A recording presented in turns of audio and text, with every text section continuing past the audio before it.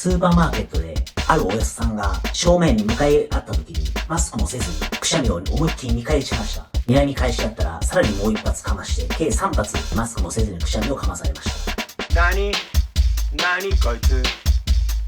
なにこいつ